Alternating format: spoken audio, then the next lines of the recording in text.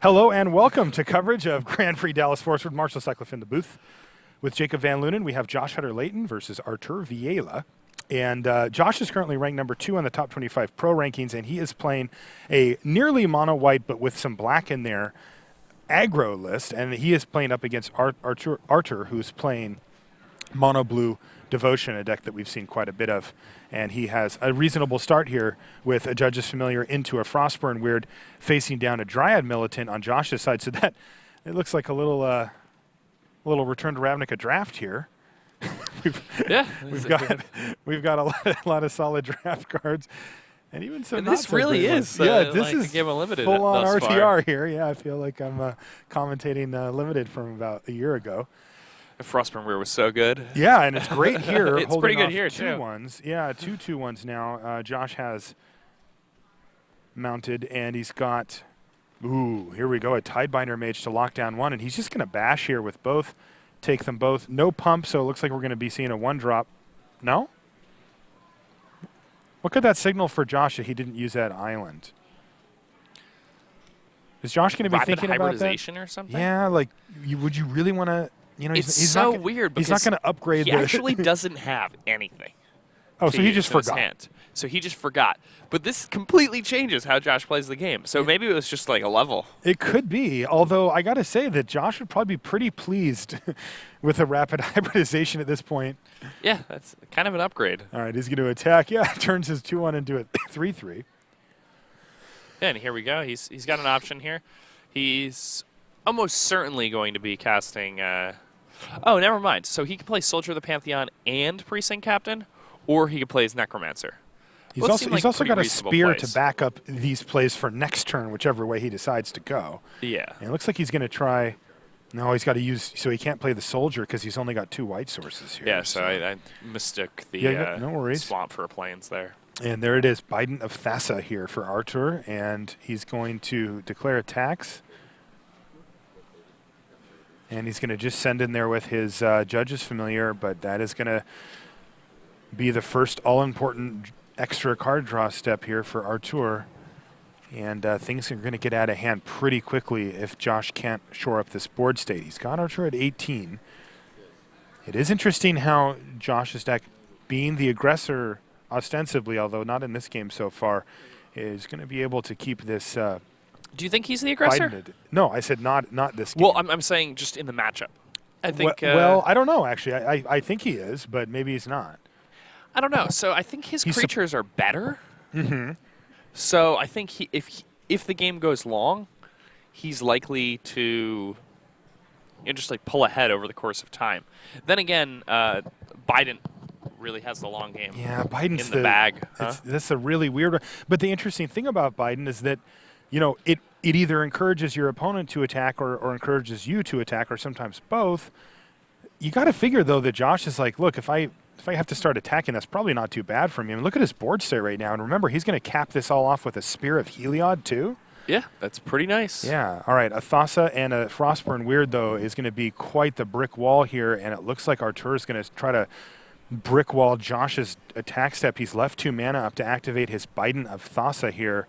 And he could make Josh attack with the entire team here. Now, Josh could get in a pretty nice hit of damage, though. The 2 Frostburn Weirds are going to be excellent blockers to just, you know, keep 3/2s at bay, and he can use the Biden to eat the Precinct Captain if he wants. Or, excuse me, not the Biden, the Thassa herself. So this is going to get very awkward here for Josh Utter-Leyton, as Artur has managed to apply minimal pressure but draw extra cards and put himself in a fantastic board state here. It seems pretty bad for Josh. Yeah, this is rough position to be in. That Biden of Thassa forcing Josh's creatures to crash into the superior blocking that Artur has here could really get out of line quickly. And these Frostburn Weirds are so good in these types of matchups. White-black deck is full of all these 2/1 creatures. And all right, Josh had the Spear of Heliod all lined up, but he decided maybe not. He's also got that Necromancer that you mentioned earlier, and he could run that out there too. But if he does, he's going to lose his Dryad Militant here. He's also going to lose his Precinct Captain and potentially get in for 2 damage. with his Soldier of the Pantheon. So really awful situation here for Josh Utter-Leyton, losing 2 creatures, getting his Boros Elite blocked by the Frostburn Weird, and then getting in a measly 2 damage, also completely tapping himself out of creatures, meaning that, I mean, Artur could be threatening, maybe not lethal, but close. All right, here it is. Spear of Heliod, go to attacks, activate my Biden. All right, so in comes the team, and I'm assuming we're going to see Precinct Captain blocked by Thassa, Dryad Militant blocked by a Frostburn Weird, Boros Elite blocked by a Frostburn Weird, and then just take 2.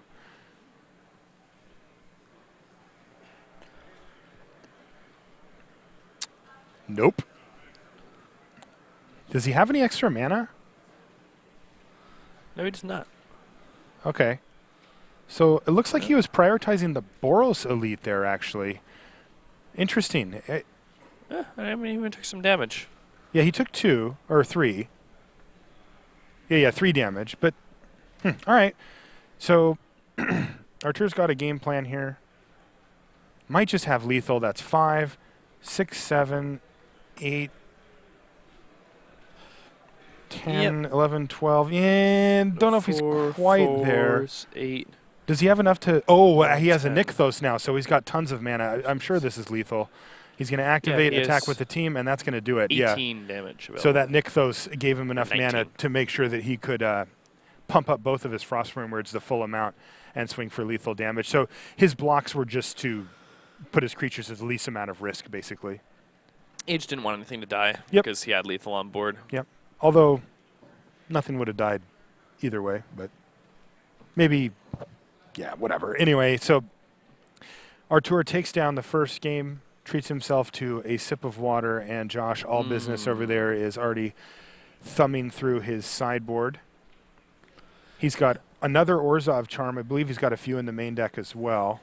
He probably has 2 or 3, right? Let's take He a has look. 3 in his main. 3 in his main, and then the 4th one sitting in his sideboard. He has some Doom Blades that he can bring in. Those are pretty nice here. Doomblades will be Master great. of Waves. Yep. Does he bring in Thoughtseize? I don't know. Probably. I mean, the cards in Artur's deck, there's a pretty big discrepancy between power level between a card like Thassa, a card like Master of Waves, and basically the rest of the deck. Like Thassa and Master of Waves are very, very good. But the rest of the mono blue deck is okay. You know, it's fine. So now, one of the cards I see that he's got could be a really good choice. One of the cards I see he has in there as well is Profit Loss. Yeah, Profit Loss again. That's another interesting one. I'm not sure if you want that against this deck. Really? Yeah, I guess it I mean, it kills the Master, but it kills the Master. It kills the Judge's Familiar. The Judge's Familiars. It can kill a Cloudfin Raptor if you get lucky. Yeah, I mean, if you're killing a Cloudfin Raptor and you're spending a card to do it when it's a 0/1.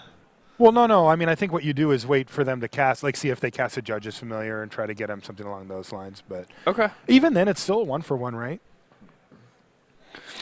I guess that's fine. Yeah, maybe you do bring in Profit Loss. Seems interesting. Again, I'd also like to tell the folks at home that when looking at the picture of the card, Marshall typed the word profit into Google. Yeah, that's not going to come up with Profit Loss. The card. Well, I just meant to type it into the search engine, but yeah, I did the wrong one. So, sideboarding though, I think that we're probably going to see Bluster Squall. It's a pretty interesting one. He has 2 Bluster Squalls in his sideboard? Yeah, it really is like RTR Limited. He has Mizium skin. It really, this is really totally is. RTR Limited. This is getting weird. Man, I loved RTR Limited. Yeah, I liked it too.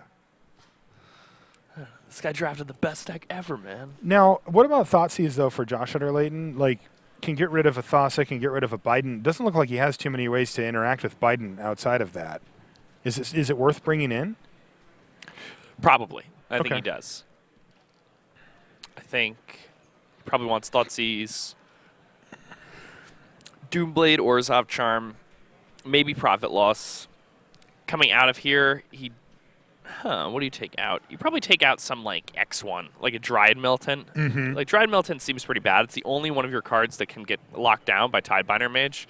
So you're just making like these 4 cards in your opponent's deck dramatically better than they would be. It also if gets that wasn't in completely your deck. brickwalled by a Frostburn Weird, where Soldier of the Pantheon does not. Yeah, exactly. So like every 2-drop that your opponent's playing just completely trumps this 1/1 drop Right, you so have. those seem pretty awful. Though it is interesting because in a relatively aggressive deck like Josh's, you don't want to reduce your threats too much, right? You at some point do just need bodies on the battlefield that can turn sideways and do damage. I mean, that's one of the reasons why Orzhov Charm is so good, because if you have a spear in play and you just need a warm body, Get one you can back. just get one back, Yeah. as opposed to having a removal spell stuck in your hand when neither player is applying pressure to one another. All right, Boros Elite turn 1 here for Josh Utter-Leyton, and land go for Artur. So that's not great in a deck with a lot of 1-drops. And let's see what Raptor has. Well, he's going to attack for 1. That's the easy part. What else does he have? He's got a Mutavault. So he's got a second land drop. There's a Mutavault. He's also Does he have another white land? Swamp. Yeah, I see he's got Precinct Captains in his hand. I see Swamp Mutavault, though. This is where White Weenie can fail a little bit when you start to stretch the mana a bit, but I think he's got an Imposing Sovereign here. So Imposing Sovereign's pretty good. yeah, not too bad, especially against a deck like Artur's, which is really looking to just play out a bunch of creatures. All right, Imposing Sovereign for Josh Utter-Leyton. It's especially good on the play in this matchup, I think. All right, here's Frostburn Weird tapped for Artur. Again, that's going to allow, I mean, look, Imposing Sovereign doing a little bit of work there, though it's going to expire pretty quickly as once that Frostburn Weird does get untapped, it's going to be able to block Imposing Sovereign. So attack for 3 and play a Skyjack, a Daring Skyjack. Okay. Nice. So a solid start here for Josh. Perhaps not the best possible, but a good one. And Artur's, going 1-drop, 2-drop, 2-drop is a reasonable start. He's missing the double white that he needs to cast things like Banisher Priest or Precinct Captain, right, both of which he currently has. Oof. But those are going to be incredibly good. All right, here is one of the most miserable turn 3s you can have in Standard. Cloudfin Raptor tapped. No evolve, no land drop. Pretty brutal here for Artur. So Josh could be in a great position. He has a Doomblade in his hand that he can use to take down Frostburn Weird here, and he can get in for 3, 6, 8 damage. seems very good to me. Seems like a nice play. And there is no rapid hybridization to save the day. So there it is, 8 damage. That's half your total. And that's going to do it. Artur says, yeah, we're done here. In. Going to get that Off drink to of game water? 3. No, see, he doesn't get the drink of water this time. He didn't earn so it. It's, it's all about the victory drink of water. He should reconsider. He's going to need to stay hydrated to try to beat a player Of Josh's caliber. I mean, he's number 2 in the world here. It's pretty hard. You need to be very well hydrated to have a chance. Well, maybe not, though, because last round, I mean, before the last game, that's when he drank the water, and that's the game that he lost. So he broke the metagame. He figured it out. On our back he table, clearly is comfortable with water math. On our back table, we have our undefeated players. One of them with a draw, and one of them just stone undefeated. That's Mono Black, Haibing Hu on the right-hand side. And on the other side is Matthew Sewell. He's playing red, white, blue control. And he's picked up a draw in day 1, but he's won his first match today. And that's a really cool deck, that white, black, blue deck. Or the white, blue, red deck. Yeah, I love that deck. I kind of want to play that deck. I'm going to be playing that deck tonight. Oh, yeah? Yeah, I will. Where? At the airport? Yeah. Or in the hotel room or wherever I end up staying forever. Sweet, man. Yeah, we're going to the airport tonight, right when we get done commentating, because if we don't, there's probably not a chance we're going to make it to the airport. Yeah, I'm going tomorrow. My flight's a little bit later, and But you actually get to sleep in a bed tonight. I do get to sleep in a bed tonight, That's but nice. it might cost me a flight tomorrow, so we'll see. Yeah, but I'm then gonna you're get just up stuck early in Dallas and for go. the rest of forever. Yeah, I had a good run in Seattle. I like it there, but I live in Dallas now, so got stuck in the snow, never left. All right, looks like these guys are just about ready to start this third and deciding game. Obviously, these first few rounds are critical in making a top 8 run. If you can, retain a record of X and 1 going into the last few, you can start to set yourself up to maybe get a draw in or draw a couple of times. You can really start to work the system and put yourself in a great position. If you start picking up losses in the early part of day 2, the pressure really starts to mount quickly where your entire tournament can just fall apart in a couple of rounds. You don't have a lot of room for error at the GP level, and Yeah, so you really need a sick record. You need just an insane record. I mean, we had 850-ish players here, but even then, you're going to need to, have a pretty stellar day 1 and day 2 to make it to the top 8, which is of course the goal at this point. I think an X3 might make it. Probably. Okay. We'll probably have one X3, maybe 2. So Shahar's in. All right. We have Keep and another land go here for Artur. Not for Josh, though. Soldier of the Pantheon kicks things off for him. What's the 2-drop of choice? It looks like no, not Tiebinder Mage. It's a Frostburn Weird. Josh is going to jump right up to 21, though, thanks to that Soldier of the Pantheon. That's right, and he's also going to send Artur's life total back down to 18, again thanks to that Soldier of the Pantheon. And I believe he's got the turn 2 Imposing Sovereign again. This looks like a very similar draw to last time. That was a good draw last time. I think he might have a Skyjack in there, too, that he could consider. All right, so attack you, and then play a Daring Skyjack. So pass a turn. I like that play. He's also got a Mutavault here. So as you can see, he is well set up right now to attack for a bunch of damage next turn, especially depending on what Artur does. Like if Artur taps out for his Thassa here, he is going to take 3, 4, 5. He's going to take 7 damage from Josh Utter-Leyton potentially. Looks like he's going to attack with the Frostburn Weird, though. Yeah, let's see what his follow-up follow-up I guess the way he plays. figures it, that Skyjack's going to the air. Yeah. Wall of Frost. Ooh, Man, that's a spicy meatball. Artur, he brought all of his draft leftovers this weekend, so I love it. So Wall of Frost to brick wall the Soldier of the Pantheon for a lot of turns, and or maybe even the Mutavault. This is going to get interesting now. Well, Josh does have a Doomblade in hand. Oh, so he does. It's not the end of the world, but yeah, now this is cool. I mean, it was card. cool, and at 8 of Doomblade, he's going to take 5, though, Artur is, and he's going to make Josh use his entire turn to get rid of that Wall of Frost. Passes a turn back. Ooh, and it looks like his hand is just... So here it is, Master. Master of Waves. So this is going to give him 3 Sea Ponies? Sea Ponies? Is that what you guys called them yesterday? That's what we were calling All them right. yesterday. So 3 Sea Ponies here for Artur. And here it is. Ooh, how's he going to put them into play? Okay, that was elegant. Untapped and right. All right, so does Josh have another Doomblade? Maybe that Profit Loss? Yeah, Banisher Priest would be quite good here, too. Mm-hmm. He's going to need something, though, to deal with this this Master of Waves, because if left unchecked, it's going to take over the board. I believe he's got a Profit Loss in hand. Yeah, he does. It's lucky for him. Yeah, now he'd love to fuse it, but he doesn't have quite enough mana to do that. So he's probably going to have to just be not greedy here. I mean, it's fine. You get to bash with your whole team, too. The Skyjet gets to come at the Frostburn Weird. But this is interesting, because if he blocks with the Frostburn Weird, he will lose it. Because Josh will play, if he blocks the Skyjack, he'll play Profit, and it'll make it an 0-3, and he doesn't have any mana or anything. Yeah, but I think Josh really needs to use that Profit pre-combat, because you can't just run your guys into the wall of Sea Ponies. Right.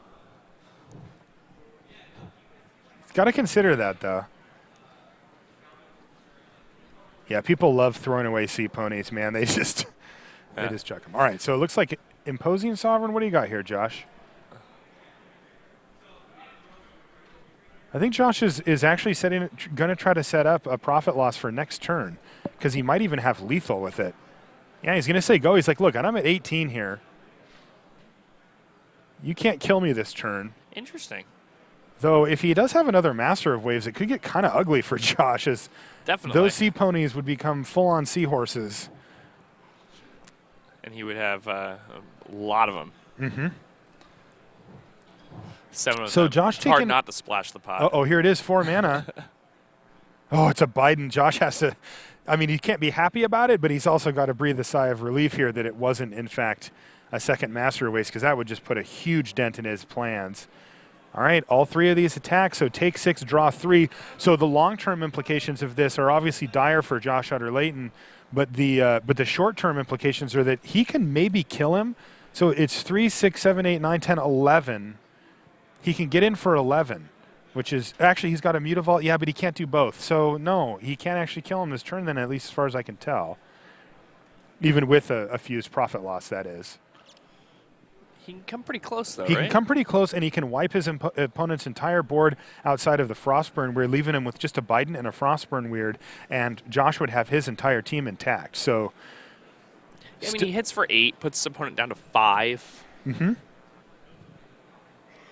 Yeah, passes the turn and really has 2 essentially flyers. Remember, he's going to have those 2 3 power Mutavaults flyers. on board by the end of this turn as well. So he's going to put himself in a really nice position here if he can fire it off here. And he's going to have an opposing sovereign for next turn, too. That's right. So that should actually lock this up in a pretty nice way. So here's Well, loss. Nykthos can still change things. Oh, you're right. Totally. Yeah, so I don't know if Artur has that, but he did just draw 3 cards last turn. So Right. So Josh remembered his triggers, I'm assuming. So that's 3, 6, 7, 8. Drop you to 5, and now play an imposing sovereign. Beautiful here from Josh Utter-Leyton. He has orchestrated this quite nicely, and he has put just a ton of pressure on Artur. Interestingly, so I need a rules question. Thassa would enter as a creature here. Thassa represents the 5th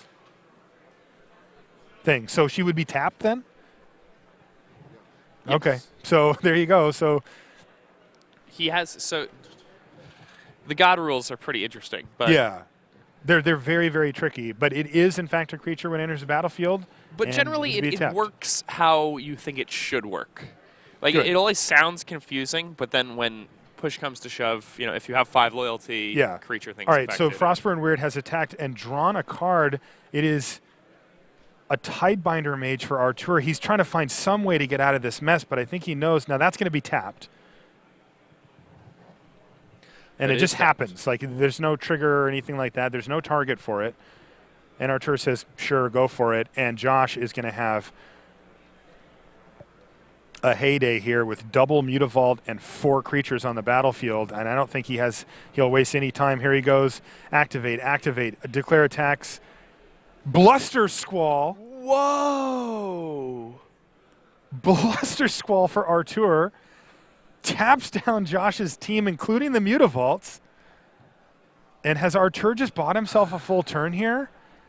He certainly has. Wow, can he get out of this, Jake? Skull, that was exciting. Okay, Oh, so man. here's an untapped step for Artur.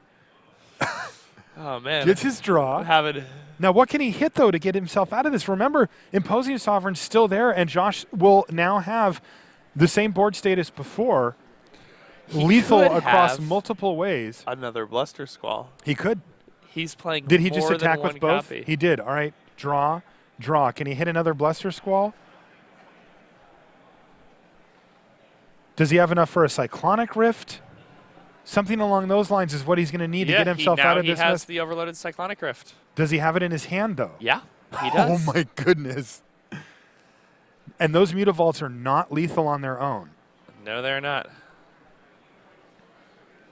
And Josh is not going to activate them. And there it is. Cyclonic Rift. Pick up your whole entire team, Josh.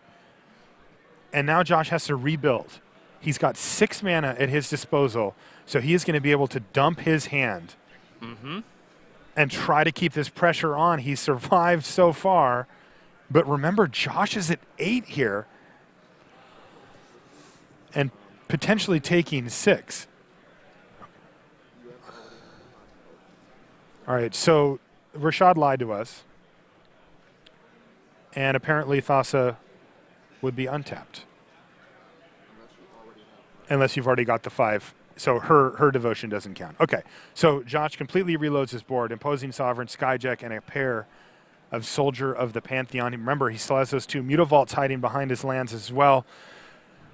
He's got Artur on the ropes, but Josh is actually Josh at is 8 in a as well. pretty precarious situation at this point. I mean, he did not think that this game was close. He Right. was. He had it orchestrated. He had it pretty well locked up, and Bluster Squall, of all things, has kept Artur in this game. He's going to attack with both creatures. Interesting. That's really interesting because it's going to allow Josh to block. Well, he's actually just going to double block here. Well, of course. He gets to eat a Frostburn Weird.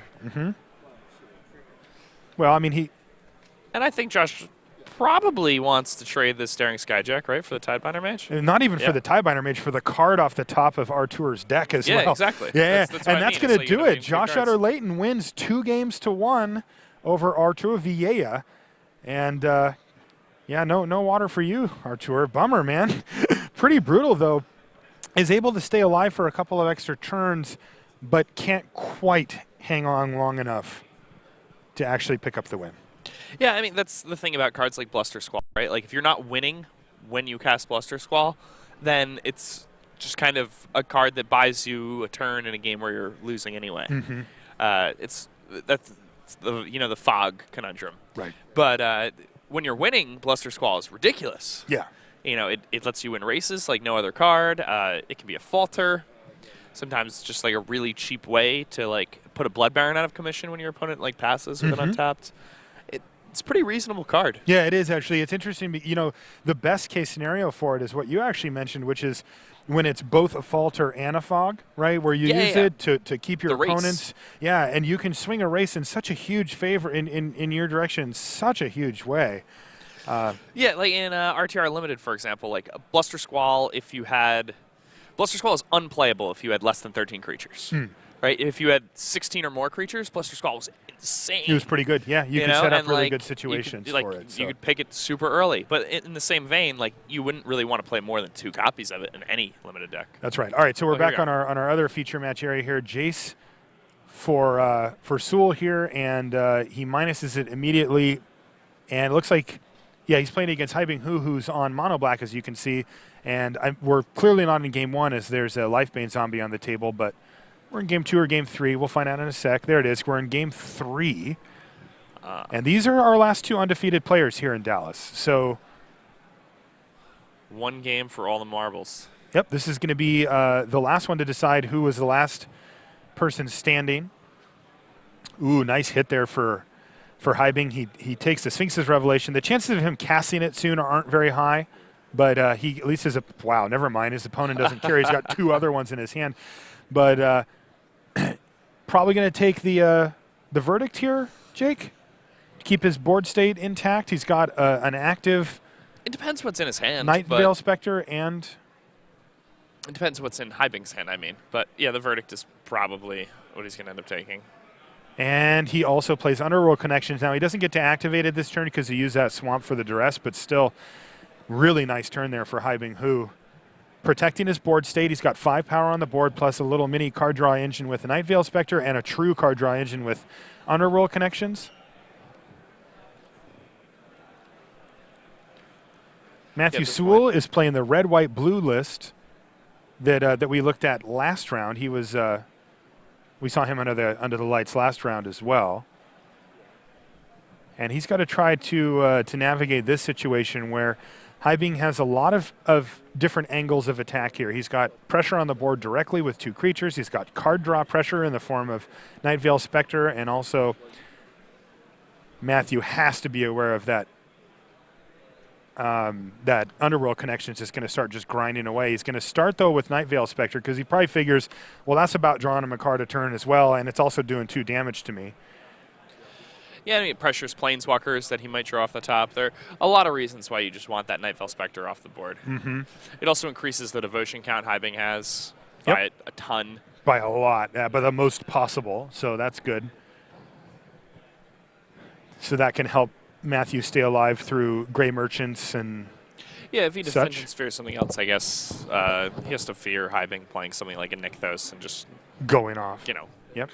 Comboing out the game. Hybing is going to use his Underworld Connections to draw a card, and he finds a swamp with it. So it looks like he has another Night Veil Spectre in hand. He also has Gray Merchant of Asphodel. And I believe he has another Duress, too. Wow.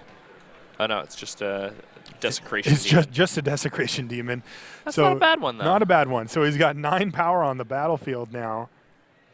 And Matthew Sewell plays a land tapped and says, go. We know he's got multiple Sphinx's Revelations in hand. Is he going to start firing those off? I imagine he has to. Try to find a Supreme Verdict or something?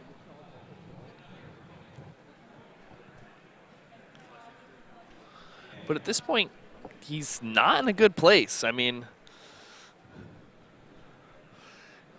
He's going to get hit by both these creatures, and then Grey Merchant of Asphodel is going to come down, and Matthew, that's it. That could just be it right there. I mean, it's 17 damage, and I mean, he can only Revelation for 3. Mm-hmm. So Haibing Hu, if he decides to go for it, this game is his. This match is his. He is the lone undefeated player left in this tournament. 33 points. The guy who's the second most. I guess the guy who's second most love 30, but still. All right, he's going to actually play activate his Underworld connections, drawing a Duress, play a land, and Duress. So he's going to take the safe route. He's not going to go for it this turn. And it looks like Matthew just has to let him take one of his cards here. Oh, and here we see that Matthew Sewell actually has an Essence Scatter. Yeah, so well played. Yeah, Haibing Hu is being rewarded for his careful play here.